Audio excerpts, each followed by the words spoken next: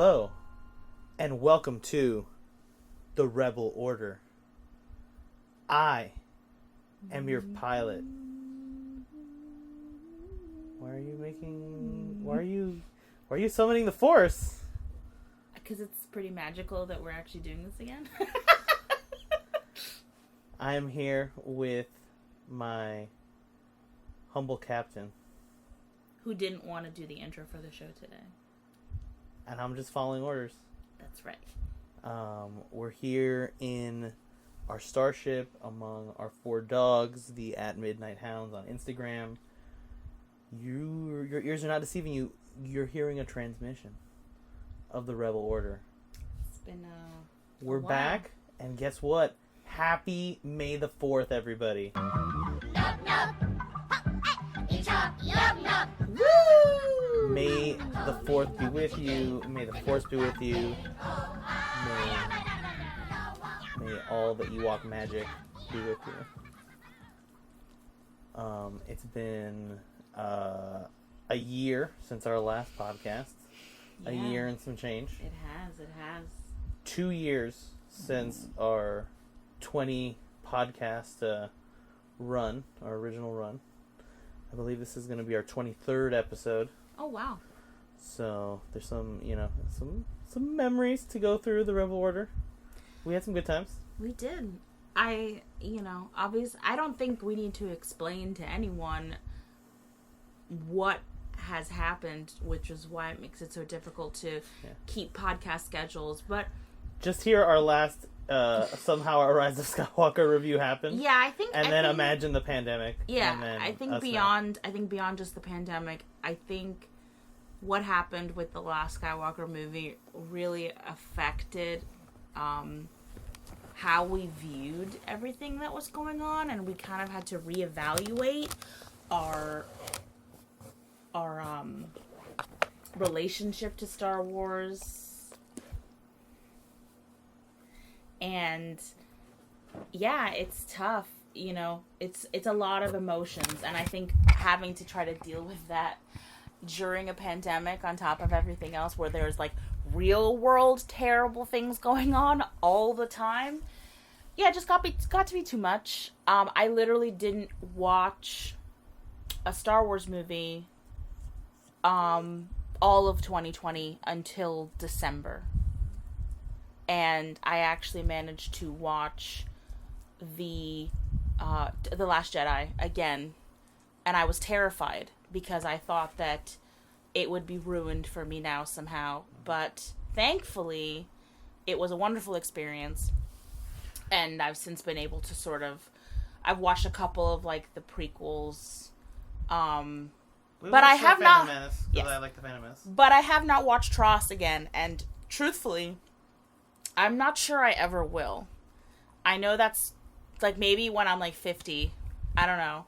Because I'm really still, even after a year and all that's happened, I think that's the thing. It's managed to stay raw because it was supposed to be the thing that comforted me in bad times, and then there were just bad times, and then this movie, and then bad times, and then more bad times, so I know I sound like I'm being a downer. I just mean that, like, I know that I still love Star Wars in this sort of, like, ideological, emotional... Ideological is not the right word. In this sort of, like, internal, emotional way.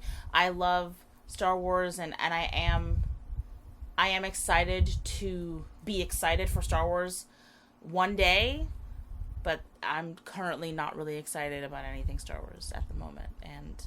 Even though I know the Bad Batch is coming out May the 4th, woot woot! So you guys are watching that, and there are movies coming out.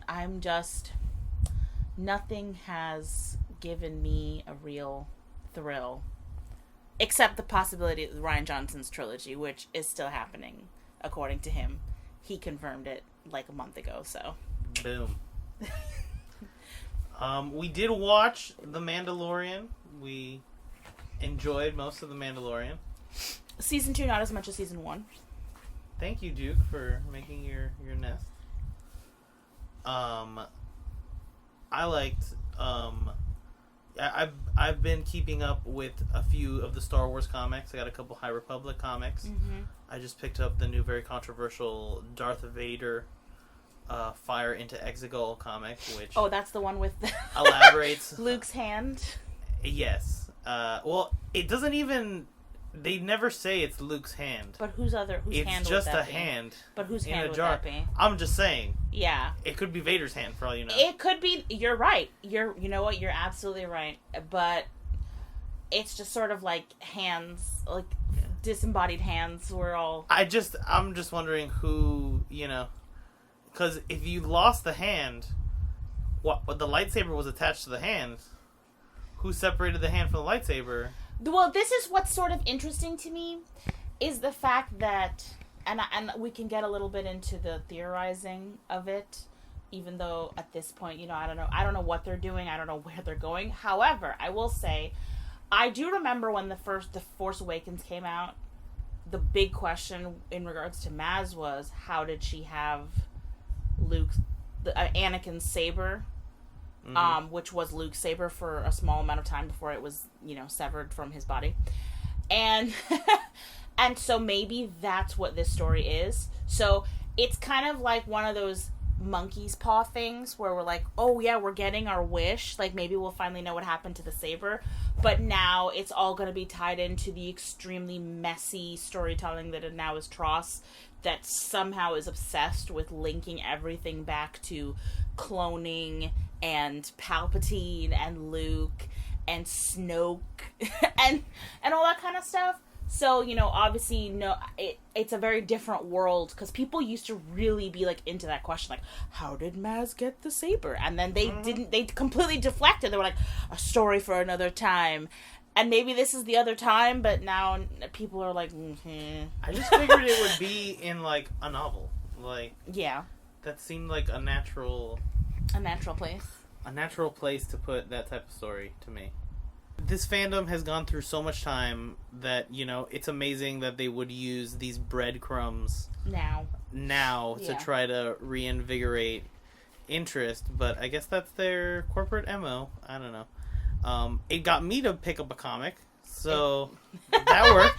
And then when I opened it, it started off with Emperor Palpatine and Darth Vader having a kaiju battle, throwing giant monsters at each other until Vader's monster beats up Palpatine's monsters, and then Palpatine, guess what he does? He, does a force attack on the giant kaiju and beats the giant kaiju because he's Palpatine.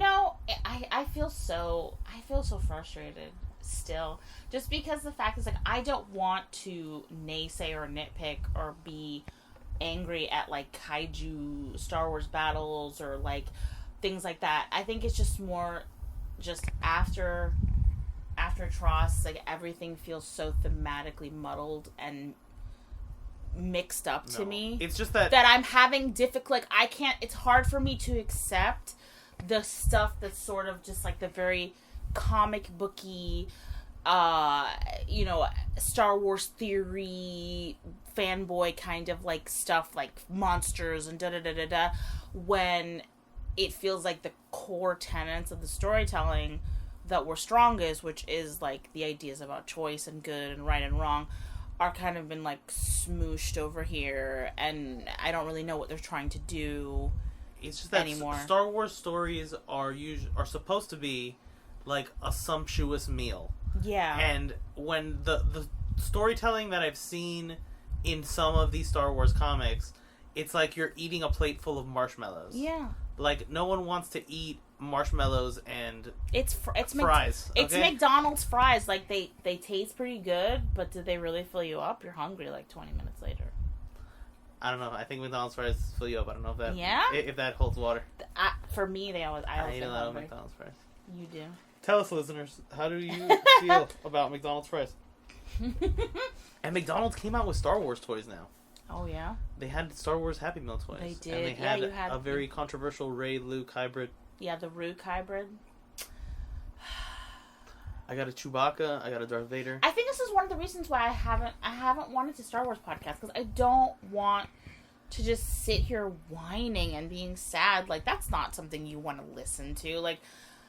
Yeah. But, and so I swear, guys, I'm at least 80% less sad than I was a year ago.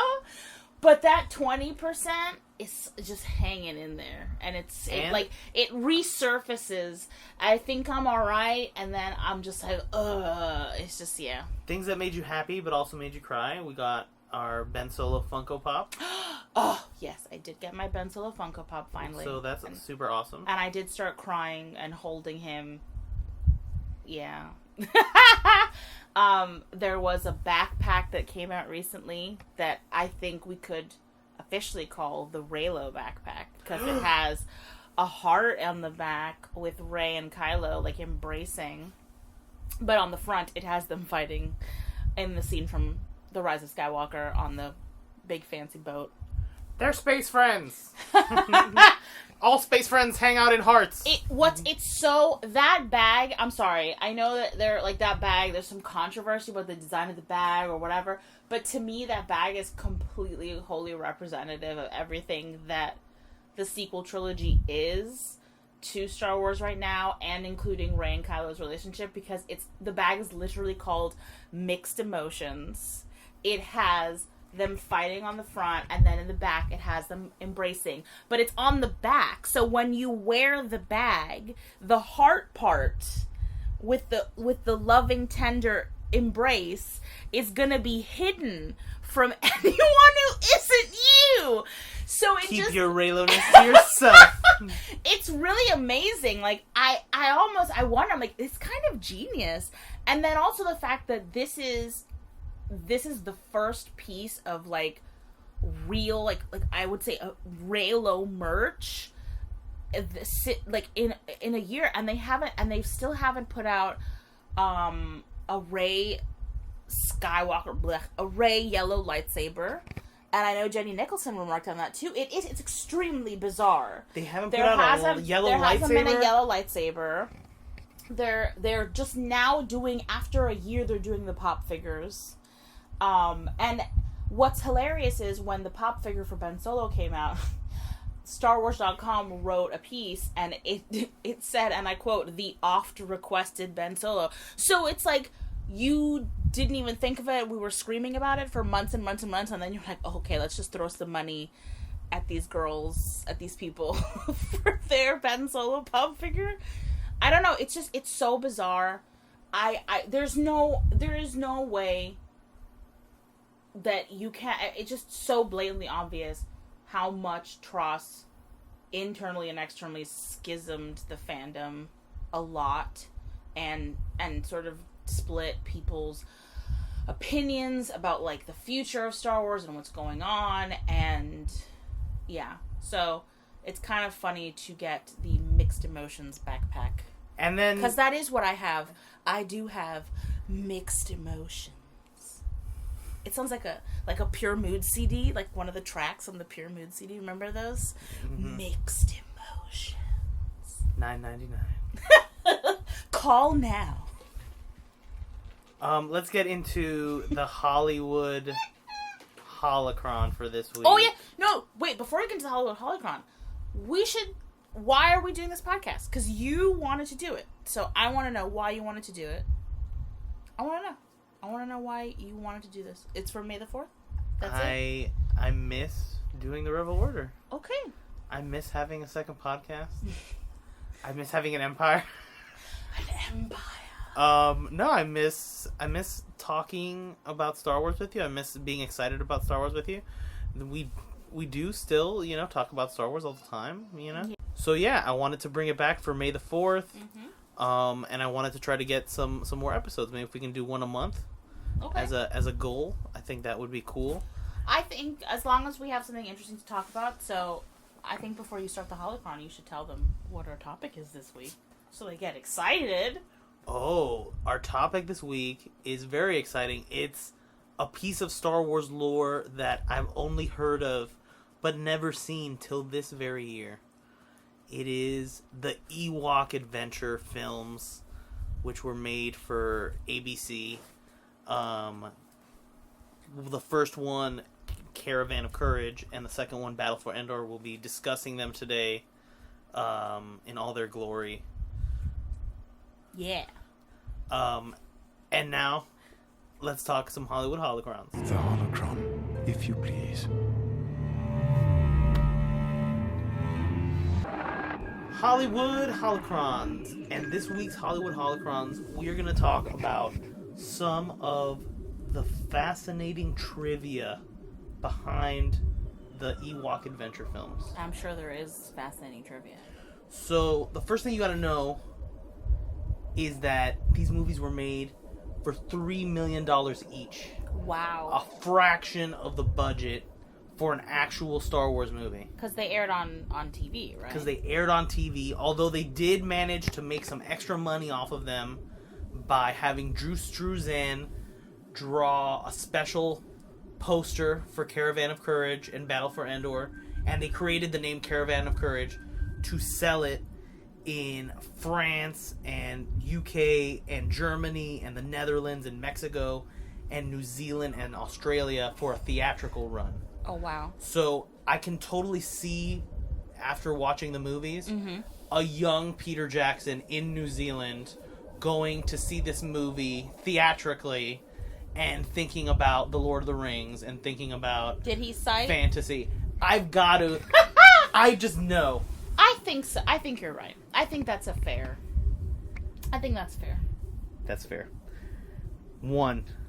That's one piece of trivia for you. Peter Jackson influence. Boom, based on supposition. So, the director of Captain America, The First Avenger, and The Rocketeer... Joe Johnston? Joe Johnston was the chief concept designer on the Star Wars trilogy. He was responsible for the production design of these movies. And this was an opportunity for George Lucas and his friends at Lucasfilm to really experiment and try to do things on the cheap. Another person who worked on this film that I've seen multiple Star Wars podcasts cite is he was working in the matte painting office as a cameraman for Lucasfilm. The director of such films known as Fight Club and Alien 3. What? David Fincher. Wow. He worked on filming the matte painting for this movie. Wow. And he also worked as a camera assistant on Return of the Jedi. Whoa. Little known fact, David Fincher, part of the Star Wars universe. Who knew? That's pretty cool. Did you get the trivia that I really want to know, which is who designed the main girl's headband? No, I'm sorry, I couldn't find any. What's her character name? Cindell? Cindell, thank you. Who designed Cindell's headband? So, unlike Star Wars, which is filmed all around the world, this film was filmed 5 miles from Skywalker Ranch in Marin County, in a public park called Roy's Redwoods, where you can hang out among 300-year-old sequoias. I have been around sequoias. They are absolutely gorgeous. I know they also... I think they also used some of them in Return of the Jedi as well for Endor. That's because it was right down the street, so it was great. But it's also just because it's such a... There really are a beautiful, kind of almost alien thing, because they're so big, and it's hard to imagine something so large, and then till you see it up close, and then you can't believe the size of them. Like, they're so big you can't see the tops, and from like your viewpoint. And it's it's a really gorgeous setting. So I think that just already does a lot of the work for you when you're like on a budget, just to have a really great, on-set location like that. So if you've been to Galaxy's Edge and you've enjoyed some Tip Yip comes from the Ewok Adventure films. As you've seen little chickens running around that's right, in the Ewok village. Those are the delicious fried chickens that you're eating at Disney World. The Tip Yips, yeah. The Tip Yips. Another interesting fun fact: the character of Jeremit, the dad, Jeremit Tawani. Robert Englund auditioned for the role and didn't get it. Freddy Krueger couldn't make it in the Star Wars universe. It's a failure. He's too creepy. The guy said, "Nope, you don't look like a Jeremit to me." You don't. Jeremit is one of the funnier Star Wars names I have ever heard. For some reason, all of these trivia things like to cite this as if this is some sort of interesting bit of trivia. What, that? But I think that it's just, like, this is dumb. Yeah. But it's on all the trivia. But one of the trivia pieces they have is that all the Ewoks wore blue uniforms under their Ewok outfits. Okay. Why do I care? Like, are you trying to tell me that they're Mormon and they have, like, a prescribed underwear? No, somebody cares. Somebody cares about that.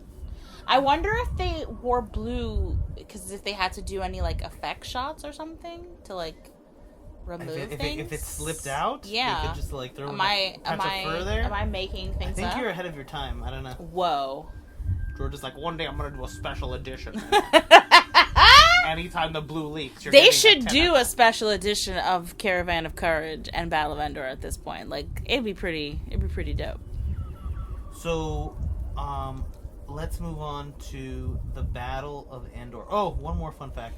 So, if you've ever seen the film Bad Santa, yes, once. The character of Tony Cox, who plays the little Bad Santa, he played the Ewok in both Return of the Jedi and in these films. So he's in 3 Star Wars movies. Oh, wow. He plays Whittle, the Ewok.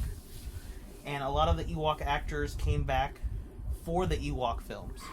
So in a way, the Ewoks had their own trilogy between Return of the Jedi. You're right, they and did. These 2 movies. They got 3 movies. I like watching these 2 movies, I actually did sort of see a little bit of the idea of that there. Just a little bit. I bought into the concept. Morty bought into the concept too. Morty, you gonna be relaxed now? It's making this hard. Pains in the ass. Now moving on to the Battle of Endor, which has the great Wilford Brimley. Wilford Brimley did not get along. Question. I didn't ask this before the podcast started. Is Caravan of Courage and Battle of Endor before Return of the Jedi or after? I'm gonna bring this up. So moving on to Battle of Endor. Battle for Endor. It's not of Endor. It's the Battle for Endor. I said for. Did I say of? No, I just said of. I'm correcting myself. But you look like me, like you're correcting me. I'm like, I think I said Battle for Endor. Don't mess this up. We'll lose all our clout if we start saying of Endor. All of our nerd cred will be gone. So this movie has Wilford Brimley, who apparently could not get along with the directors Jim Wheat and Ken Wheat. Oh, no. During the making of this movie. So most of his scenes were directed by Joe Johnston. Oh, my goodness. So he got the first Avenger treatment, and everyone else got the Wheat treatment. That's so depressing to me that, like, on a movie for children, it's gonna air on ABC primetime, you can't even get people to just get along and just do it. Like, nah. Too many egos on set for the Ewok movies. I'm not gonna take this poodoo from them. Now, I can't find anywhere where this is official, but according to the IMDb trivia section, which can't have its problems, they're claiming that the witch Chiral in the Battle for Endor is a Night Sister. I think of the sect of Sith out witches. of all the trivia you said, that trivia sounds super dubious to me. Sounds suspect? It sounds very suspect to me. It sounds like someone's fan fiction they're trying to put in. I feel like your other trivia you fact checked. That one is no. That's why I'm putting it in with an asterisk. I don't like it. Because it makes sense in canon. Like, why does she have magic? I guess she's a Night Sister. That's the witch that we have in canon. Why are we starting with Battle for Endor and not Caravan of Courage? I am still going through... We're still in the Hollywood Holocron. We are? Oh, I'm so sorry. Okay. Ignore me, guys. Pandemic, panini brain. So the Battle for Endor is also the first time that we see blurgs in Star Wars continuity. Oh, you're right. They would go on to be... They were designed for The Empire Strikes Back, but never used. And then they would go on to be in the Clone Wars... whenever they showed the planet Ryloth, and then they were used later in the first episode of The Mandalorian and their return to live action. As with the previous film, Ewok Adventure, this movie is a spin-off of the Star Wars trilogy. And though it is not officially canon. Mm-hmm. Leland Chi has said that these films take place for ABY. So after Return of the Jedi, but hypothetically before The Mandalorian. Okay, but that's confusing to me. Why? Because Endor got blown up. No, it didn't. The Death Star came and fell down. Yeah, but that doesn't mean that, like, you know, like... Well, I guess. Like, they used all those Stormtrooper helmets, and they didn't, like, keep them around. They didn't want this imperialist symbol bothering them. But that's what I'm saying. They didn't go to the entire planet. I'm obviously not all going the moons. I'm not going to, like, sit here arguing about the canon, the inclusion of the Ewok Adventures. I really do feel sort of like they're self-contained stories. Because if I do, you have to sit there and think about, like, what was the ecological disaster of having the Death Star falling over Endor. Obviously, we saw in Kef Bir, big chunks of stuff just got booshed. Well, I think it obviously spread across several moons. Yeah. And planets, and I think by the grace of the Force, the Ewoks moon. Yeah, I just saw 2 movies. It seems pretty safe. Yeah. All right. Sure. The film's tagline is "The mightiest of combat of the galaxies." Yes, Rusty. The mightiest of combat of the galaxies. The cartoon series came out the same year as Battle for Endor. Okay. And is a continuation of the movies, hypothetically. According to them. Even though, you know, the Ewoks aren't as necessarily... didn't learn English from Cindell. They learned basic, yeah. So, according to the... Only Wicked had learned basic in those two. According to the nerd trivia... Yeah. The humans were never ever talking basic. They were always talking an alien language. So Wicket actually learned this alien language and not basic. So Wicket is actually speaking another language we don't understand. It's only for the audience that they see. translated it for us. Sure. Yeah. Because they're so nice. Sure, whatever. During the film's broadcast on ABC, they made 65 million views. 65 million viewers tuned in to watch the Battle for Endor. That's how popular Star Wars is. TV was. And Star Wars. In the 80s with Star Wars. Yep. On a Sunday night. Yep. You can get 60 million households to tune in and watch a bunch of Ewoks. When we were watching the movies and we were watching some, YouTube stuff for research, remember I was like, oh, remember those days when you would, like, sit around the TV on, like, Friday night or Thursday night and they would have the, like, primetime Disney special and stuff like that? I loved those. I remember those. I used to watch those. They would put movies out that you couldn't watch except there, and yeah, it was a good time. Good for the families. Whoa, it's been a while since we've done the Hollywood Holocron. So sorry for all those cobwebs on our Holocron. Cheeky. I am your host, Stephen. And I'm Dani. Just reintroducing myself. Right. Yeah. So that I know who I am. He forgot, guys. He really did.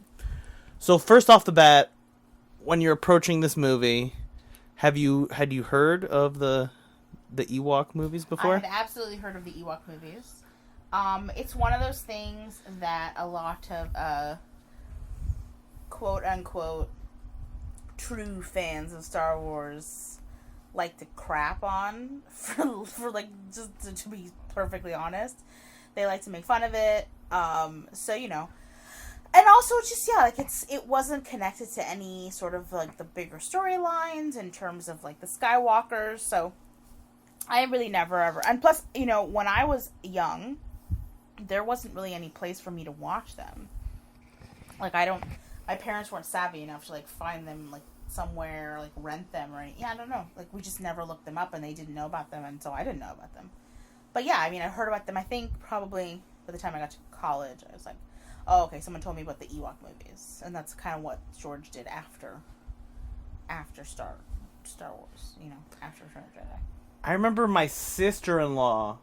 She had only seen the Ewok movies. So funny. And so for that reason, she was like, Star Wars. I grew up on Star Wars. Which Star Wars? The 2 Ewok movies. I honestly would have really loved to have watched, as a kid, the Ewok movies. Because Return of the Jedi is one of my favorite Star Wars movies of all time. And because I actually like Ewoks, and I know that can be seen as a controversial opinion. Whoa, controversial opinion. I like Ewoks. Yeah, I actually liked the Ewoks. They were one of the parts of Return of the Jedi I enjoyed. So, as a kid, I probably would have been like, they made movies with more Ewoks in it. I would have been like totally game for that. So, one trivia piece that I didn't bring up is that the reason why these movies were made was because of George Lucas's daughter loved Ewoks. Yeah. And she wanted to see more Ewoks. And so George, when he saw that there was some TV money, he was like, oh, I guess I'll make my daughter an Ewok movie. We watched both of them. They're completely, absolutely 100% geared towards younger audiences. And I think that's exactly who would really enjoy these. And I could totally see kids enjoying these when they're young and not understanding why a bunch of grumpy old adults were like, bah, bah, bah, bah, bah, bah. It definitely has the aesthetics of like an 80s sword and sorcery movie. Yes, definitely. So that makes it really fun and really entertaining. The effects shots still hold up pretty well, in my opinion. You know, they're not perfect, but for TV, for being in the 80s, it's pretty impressive. Thinking about it from the perspective of like 85, where I was, I don't even know what time in 85 I could have been non-existent or in my mother's womb, or I could have been just a small baby. So yeah, like thinking about it from that perspective, the effects are really impressive. Like the puppet work and the really pretty back shots that they had. They did some special matte paintings that had only been done before in 2001: A Space Odyssey, where they basically film a portion of the landscape and then they use the rest of the shot. They put in like a glass matte painting so that it appears that people are walking onto, like, you know, giant cliffs and vistas and stuff. And that's such a modern, and that's such a ahead of its time concept, because now that's all they do. Yeah, with green screen. Yeah, with green screen and CG work, they take certain shots and then they put that element into something else. Interpose, and it converts them with like real like footage that they got, whatever. So yeah, I think it's very cool that they did that kind of stuff just for like a TV movie. Because believe me, I've seen some other 80s TV movies. They were not spending the money to do things like that. So it starts off in sort of a Swiss Family Robinson type of way. Yeah. The family Caravan of Courage, you mean? Yeah. The first Ewok film. Yes, the Tawani family comes down on their starship and crashes on the Ewok planet. Parents, Katarine and Jeremit, they make the very, I think, horrible parenting decision of leaving their children alone on an alien world. Yeah. And then getting themselves captured by a Gorax. And then their kids have to save them. Yeah. Come on. What's so funny is that I definitely see some of the patterns of like poor parenting behavior that I see in a lot of Star Wars stories, where I'm like, what are you doing? So yeah, I definitely think, I mean, you know, but I think it's also just the world that they're in. I guess it's kind of like everybody's got to sort of rally. Everyone has to sort of find an adventure. Just like grow up a little bit, I guess, because that's all they've got is that spaceship and the four of them, so. Times are hard in the Star Wars universe. So Mace and Cindell are two adorable protagonists. Mace looks kind of a little bit like a Luke.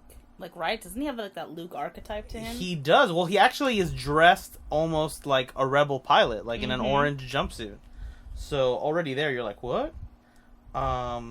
They run into Deej, one of the Ewoks. A lot of the Ewoks, like I said, are the exact same characters from Return of the Jedi. Mm-hmm. So this is continuation. the Ewoks like beat up a boar wolf, and then they find out that their parents have been captured by the Gorax, which is this like super giant beast that eats Ewoks and just like grabs things in a very sort of what is the name of it? Gulliver's Travels-esque sort of way.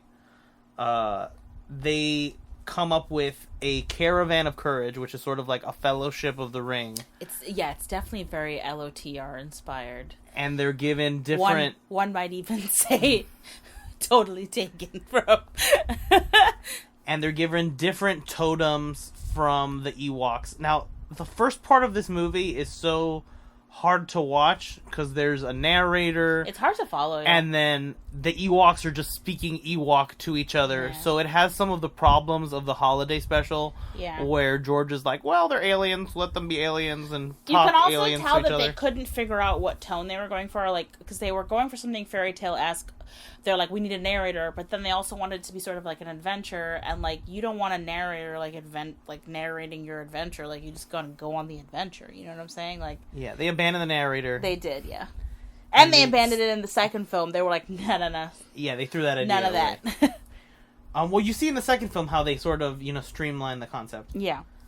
So they go on this very mystical adventure. They fight different creatures.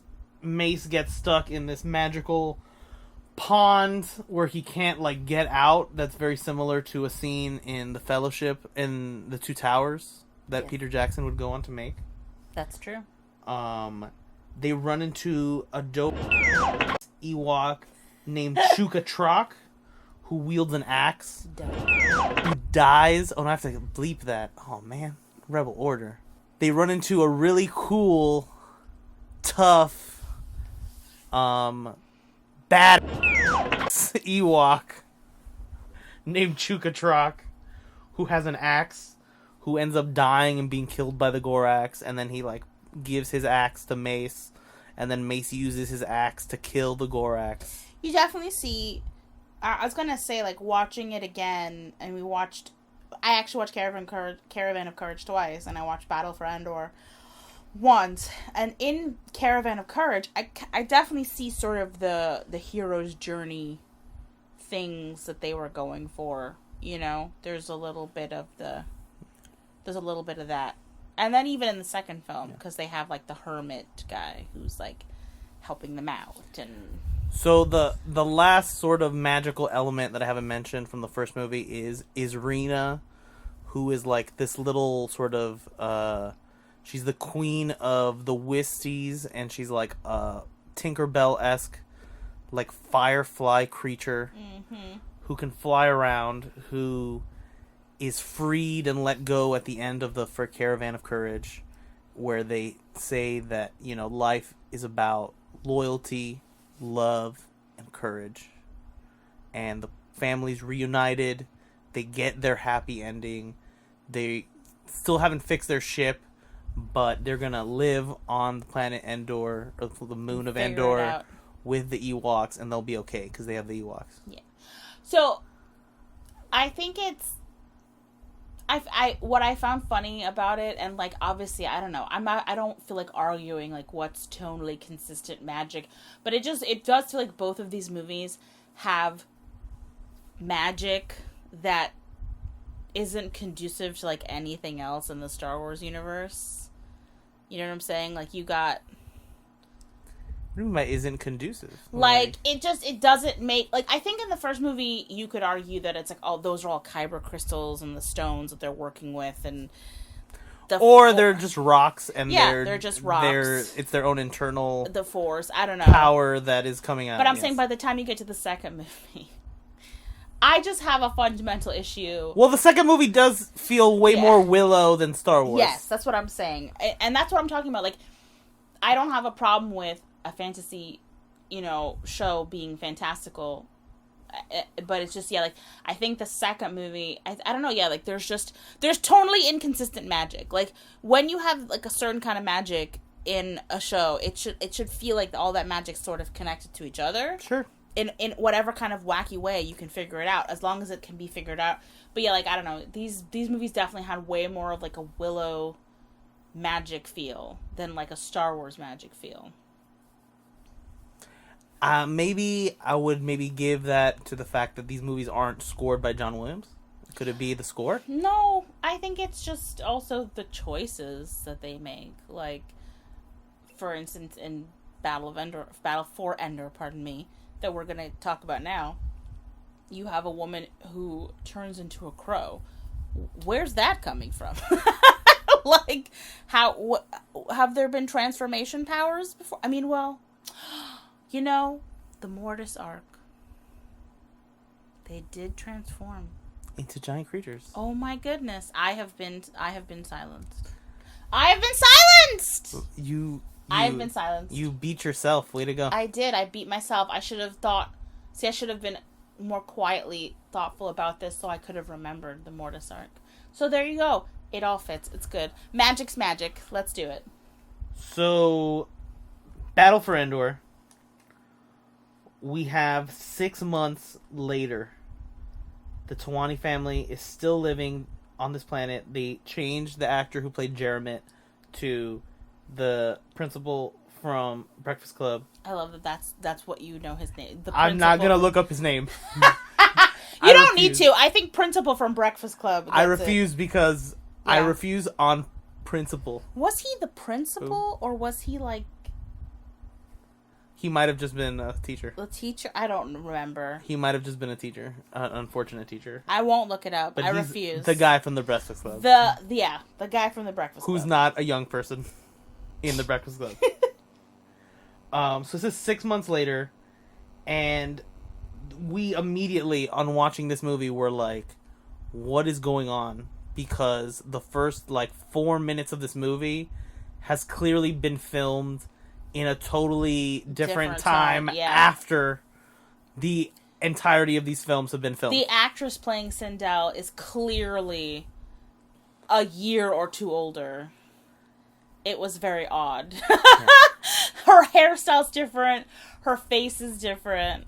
So it starts off all happy, like, now I taught Wicket how to speak English, so now I'm talking with Wicket. So we solved the problem of none of these Ewoks speak English, and we can't translate. So we have Wicket now speaking English. Then, after this 4 minutes where everything is, pastoral and okay and beautiful on Endor, they get freaking attacked, raided by Tarak and his evil minions, and Mace, our boy protagonist from the first film, gets murdered. Yeah. And fights and dies in this Star War. His parents, Katarine, who doesn't even have a line, she just comes back as a dead body. And the new actor playing Jeremit, he gets gunned down. He tells Cindell as he's dying that he'll always be with her. It's, for the first 15 mintes of this movie, it gets really dark. Star orphan, dark times, no parents. That's one of the things that kind of thematically it fit into my Star Wars issues that have yet to be resolved, which is just there are so many orphans in Star Wars, whether they're metaphorical orphans, but far more likely they're literal orphans. Their parents have just been straight up murdered or disappeared or died. And it just this continues that kind of through line of that tragedy. Just your parents are dead, go deal with yourselves. So not only is the Tawani family decimated, but the Ewok village is also murdered and captured, and then captured and taken. It's a very dark turn to Tarak's castle. It's a very dark turn. And Tarak's looking for something that seems magical, but we don't really know what it is. And I want to stop here and say, I was worried about watching this movie because I was expecting them to be really, unwatchable. Kind of for me, the holiday special at a certain point is just completely unwatchable. It's barely watchable for the first half, but then once. Well, I've never made it past a certain point in the holiday special, but I don't know. For these movies, I watched them and I was able to like be engaged in them and totally see like what the appeal would be to like a small kid. I think that they learned from the mistakes of the holiday special. They learned, like, we can't just do a bunch of vignettes. Yeah. We can't just rely Let's attempt to have a plot. We can't just have our main actors come back for 5 minutes in this movie to justify its existence. Wait, hold on. What movie am I talking about again? Oh, no! Oh, no. Oh, no. Sorry, I didn't want to talk about Tross. I mean the holiday special. So, yeah. Both unwatchable, in my opinion. In my opinion, unwatchable to a certain extent. I can only watch them in clips. Only minor great moments. Yeah. Holiday special, Tross. 2 siblings. 3 minutes worth of watching in both. United is one. Wow. So yeah, they learn from a lot of mistakes in the holiday special, and I think that these movies really benefit, although they do have people speaking Ewok for large portions of the movie, they have, a single narrative focus, which drives them. And in this movie, the adventure is survival. And let's just be real. The little girl, Cindell, is so freaking cute. Yes. You're just rooting for her. You're like, root for this little girl. Yes, she's got little blonde curls. She's just like so cherubic. She's like Shirley Temple in Star Wars. She is. It's amazing. And she's so decked out in her 80s Star Wars uniform. She's got her headbands. Yeah. She looks dope. She does. So she ends up getting captured with Wicket and the other Ewoks, but then the Ewoks find out a way to escape from the blurg caravan they're being pulled from, but only Wicket and Cindell are small enough to fit through the escape. So they escape, and then they're hanging out in the forest, starving, hungry, until they find a house that looks like Bombadil's place in The Hobbit. Like, it's just a very cozy, messy house, like, built into trees. And they find this weird creature named Teak who runs at super speed. Yeah, why is Teak very the Flash? Cute. I didn't understand that, but it's fine. I don't need to understand it. They just had to make him cool, They had to give him something special. Every time I don't understand something in the movie, I'm just like, the Force made him fast. And that's his Force powers. Manifesting. Manifest the Force powers. So Teak leads them to this house, and they assume that it's abandoned. So they're like, we can live here forever. This is the best house in the world. And then all of a sudden, that diabetes salesman, Wilford Brimley, shows up. He wasn't a diabetes salesman. He was a diabetes testing supply spokesperson. Okay. Sorry, now that you fact-checked Wilford Brimley. I'm just trying to imagine a world where someone is selling diabetes. Like, that doesn't sound right. No, he didn't. Well, the Coca-Cola Company would beg to differ. Okay. But yeah, no. Wilford Brimley, most well-known for his infomercials about diabetes testing. Or his many film and TV roles. Yes, also. The Thing. So he comes and he plays this character, Noah, who is this hermit who's been living on the forest moon of Endor. By himself, with his By friend. himself for years, his only friend being Teak. So I guess not by himself. And with Teak. He had another friend named Salek, we learn, who he used to be homies with. Maybe they were lovers? We don't know. And here are fun things about the similar... I will say that Caravan of Courage and Battle for Endor have slight things in common with The Force Awakens and The Last Jedi. Oh, do say. You see it. The first Because movie? the first movie, you have, sort of like this fish out of water thing and this family, and then they find this cute little thing that has to help them, and then they get embroiled in something else, and they have to find missing parental figures. Whoa. Boom. And then they do. And then in The Last Jedi, she's alone. She's been isolated. I mean, obviously, you know, in The Last Jedi, she went seeking Luke. Mm-hmm. But in this movie, she loses family and she has to seek refuge. And she does with a hermit who doesn't want to be around others, and his very gruff and very... It's an archetypal fairy tale type thing. That's what I'm saying. But it's just so fun. It's interesting to see that played very similarly in these two stories, almost as if, you know, they were going for like an arc. Wow. Their goal was to make Cindell a hero at the end, or an independent. It's too bad they never made a third Ewoks film for them to base Tross on. Damn, I know, right? They needed it. They sure needed it. You guys should have made the second battle for Endor. Wicket's wacky weekend. I don't know. Cindell coming back all grown up, like, I am a Jedi now, like my... Well, she actually appears, I believe, in a novel. Oh, yeah? And she became a reporter on Coruscant. Watch out. She became Lois Lane. She became My Gal Friday, like a reporter. Does she meet her Clark Kent? Of course this novel doesn't care. I know. This novel's just like... Darn. She wrote a headline. The end. Did Cindell find love? Now I must know. So I think this movie is... Battle for Endor is way more watchable than Caravan of Courage. Yes.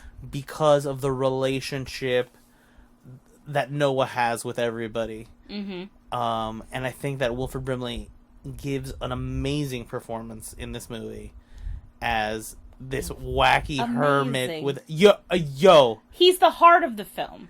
Yo, he tells Teak... He's definitely trying much harder than he needed to. When he tells Teak at the end of the movie, I love you, Teak. You are my friend, and hugs him goodbye. You get emotional. You get a little teary-eyed. You do. That's... No, look, Wilford Brimley is an amazing actor. And so he brings a gravitas to any role just by virtue of, like, being himself. And he has this quality about him. There's sort of, like, this quiet sadness... Mm-hmm. To, like, all of his parts. This, like, weariness. He's really good at that. World weariness. So, yeah, like, you immediately feel, like, a connection to him. And this movie plays it perfectly where, you know, he doesn't want them around, and then they're, you know, in his yard trying to start a fire and starving, and then Teak sneaks them muffins. It's beautiful. Is the denial 3? Is it 3 denials? I think, just like in TLJ. Whoa. No, I'm saying it's part of the archetype, like the rejection, and then like, oh, okay, no, the call to do something. Yeah, they're in his house. Yeah. He kicks them out of his house. Then he finds their food that they were cooking. Right. He decides to eat their food. And I think he says like 3 times, they're not staying here.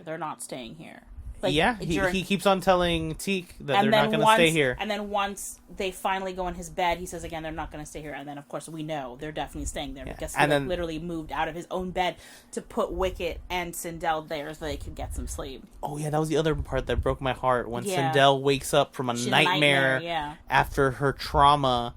And then Noah immediately, like, comforts her and gives up his own bed for her and just shows so much compassion. It's just very, very heartwarming. It is very heartwarming. And then this is all leading to them having to go and break out the Ewoks from Tarak's castle, which the castle, like, literally looks like a castle in, like, an Italian... sword and sandal movie. It does. It looks very cheap, but it works. Yeah. For, you know, some slumlord's castle. The villains in this film, I will say, not the greatest makeup and costuming jobs that could have been done. However, I do think the leader was really scary. He was scary, but his mouth didn't move. Especially for a kid. Right. Yeah, but for a kid, yeah, I would be terrified of him. And he was kind of disturbing, like... Yes, and he's large and imposing, and he's saying things like, she is a pretty one, and it's just disturbing. George Lucas, I remember some of the trivia I was reading, he said that we could have bad guys as long as they were 7 feet tall. So he wanted them to be imposing and scary to a little girl so that they would feel like monsters. Well, it seems like based on the Gorak being a giant and he wanted these people to be 7 foot tall, he was very much into size play in these. Sorry, I was making a joke. He's got a size kink. What do you want? George has a size kink for the monsters. I want to see little Ewoks and big monsters. Yeah, you're right. That's what the people want. So Cindell gets captured by Chiral, who we mentioned was the witch who can transform into a raven, and she transforms into like a beautiful woman in white with a white horse. I guess one could argue she could be a Night Sister, but it just feels really bizarre. And that feels like a retcon.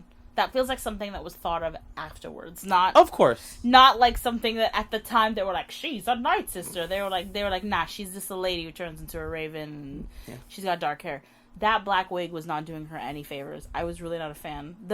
Yeah, I didn't like it. It wasn't a good look. It was not casting a spell on you. It was just not right. Like it was kind of like crookedy, and then the part was the just widows. Really, it wasn't a good wig. I don't know. I know they were trying to make it look kind of like witchy, but they could have done better. Even though she didn't have a good wig, and even though she wasn't very memorable among witches. She wasn't. She was kind of... She is still an exciting story element for this movie. Yeah, it's kind of fun to have a witch, because it's not a common, like, villain in Star Wars. You don't really get lots of witches. You usually get, like an evil space wizard like Palpatine or, Dooku or something. And I'm really get, like, kind of disappointed that they never really defined Terax and her's relationship, other than she's somehow sort of, like, enslaved to him. Well, that part of the whole storyline was really the muddliest part. Like, what are they trying to get? What are they doing with all their prisoned Ewoks who are they're just holding captive? Just holding them. They felt very much like George was like, sure, you need some put some bad guys in, and they were like, blip, and they just sort of did it. We need some people to hit with rocks. Like and maybe it's just the influence of Joe Johnston's directing, but the far more well-constructed part of the story was the part with Noah and Cindell. So, So, ultimately, the crew gets together, they raid the castle, they free Cindell, they find Salax's corpse, and they find out that the item that Terax is so interested in is a piece of the starship that Noah has been trying to fix for his entire life to get off of while he's been stuck on this godforsaken planet. Hey, the Ewoks live there, man. Don't be rude. Well, it doesn't seem like humans want to stay there. I mean, it's a harsh place to live. That's why the Ewoks, that's the thing too, is that what I kind of like about all the subsequent things they did about Ewoks is that they were like, no, you need to know. This place is real. We have to be tough, little tiny fuzzy creatures, and that's why we can take on the freaking Empire. That's why we've got all of our booby traps and stuff, because we're tough. And I don't know if that's, like, to me it doesn't matter. I just think it's kind of funny that I almost feel like someone was like, when we're doing Ewok stories, let's show people exactly why they could be the Empire. Like, somebody needed that in their brain. They needed to, why would they be able to defeat? Because they're tough. And they fight monsters. And they show the Ewoks' immense skill in these movies. Like, Wicket can make a hand glider out of anything that's left around. A little Da Vinci there. He can just build a working, flying machine, functional hand glider. There's a part of this movie where Wicket and her are hiding in a cave, and a giant, freaking like dragon monster steals this little girl, flies her through the air, and Wicket with a hang glider catches her. She crashes through the hang glider, and the hang glider's built so well that even with a girl-sized hole in it, it can still land perfectly. Perfect. Wicket is a genius. Wicket is a genius. Like, we need a TV show about Wicket being the smartest man in the Star Wars universe. Wicket not being in TROS was a travesty. He was. He was not. He was in it for 1 second. Where? At the end of the movie when... No. That's garbage. Looking with his son. Yeah. No, celebrating. I mean, like, part of the plot. Oh, in the plot. Yeah. Oh, you mean actually in the movie? I mean actually in the movie, in the story. Sorry, not just fan service? Pardon me. I agree. Wicket should have been a protagonist.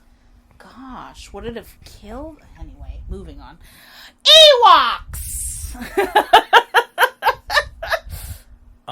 So the movie ends with Noah fixing his spaceship and using it to fight off Tarak and his goons, which I thought was a really cool sequence with the Ewoks and Noah getting in their gunner seats and shooting down a bunch of monster people. And then Noah and Cindell leave the planet on the starship and leave the Ewoks behind to their own adventures. And I think they were actually pretty fun movies. Mm-hmm. They have a very clear audience. So I think that they're pretty fun movies. I'd actually recommend them to people who've never seen them. Absolutely. We watched it because they've been added to the Star Wars Vintage Collection on Disney+.